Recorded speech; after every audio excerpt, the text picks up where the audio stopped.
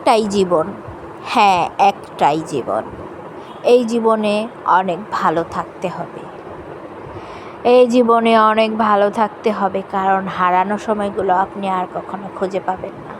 এই যে আজকে আমি কথা বলছি, এই সময়টা আজকে আমার জীবন থেকে চলে গেলে আমি আর কখনো এই সময়টা ফিরে পাবো না। ছোটোবেলায় সেই ছেলেবেলার খেলাগুলা ফিরে পাবো না। সময়ে নদীর পাড়ে পানিতে গোসল করার সেই শৈশবটা ফিরে পাবো না চাইলেই। সেই দাদার সাথে হাত ধরে বাজারে যাওয়া এবং বাজার থেকে হরেক রকমের মজা, চিপস, চকলেট কিনে আনা চাইলেই ফিরে পাবো না। আব্বুর সাথে বাজারে যেতাম, এটা কিনবো ওইটা কিনবো, আব্বুর কাছে আবদার করতাম, আর আব্বু কোনো কারণ ছাড়াই আমাকে জিনিসগুলো কিনে দিত।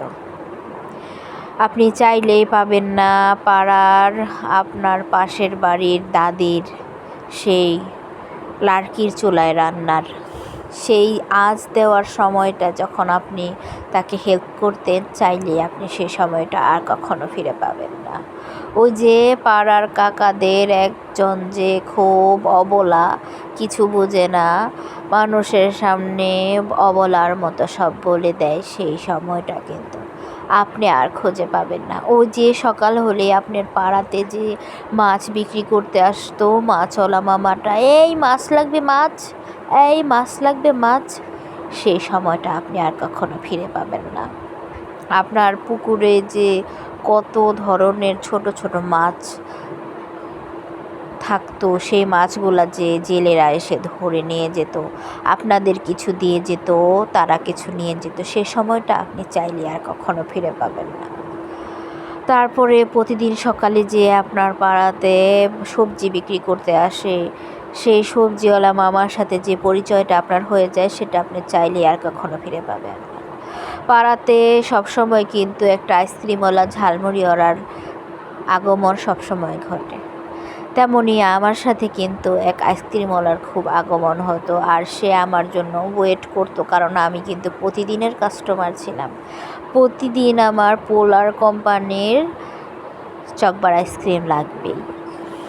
কিন্তু আমি আমার ব্যাগে ভর্তি টাকা থাকে, কিন্তু আমার সেই আইসক্রিমটা আর খেতে ইচ্ছা করে না, কারণ ওই যে একটাই জীবনে একবার সময় চলে গেলে আর কখনোই ফিরে আসে না।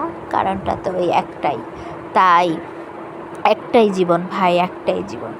এই জীবনে ভালো থাকতে শিখুন, ভালো রাখুন নিজেকে, কারণ আপনাকে ভালো রাখার দায়িত্ব কিন্তু অন্য কেউ নিলেও পুরো অংশে নেবে না।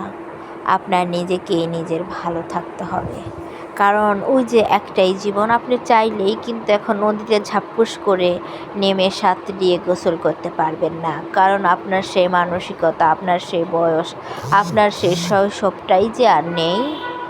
কারণ একটাই যে জীবন একটাই।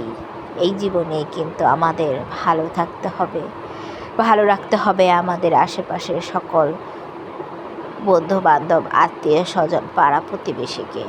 নিজের ভালো লাগা কে দেখতে যে আবার কারো ক্ষতি করা যাবেই না, কারণ কারো ক্ষতি করলে আপনি কিন্তু ঋণ করে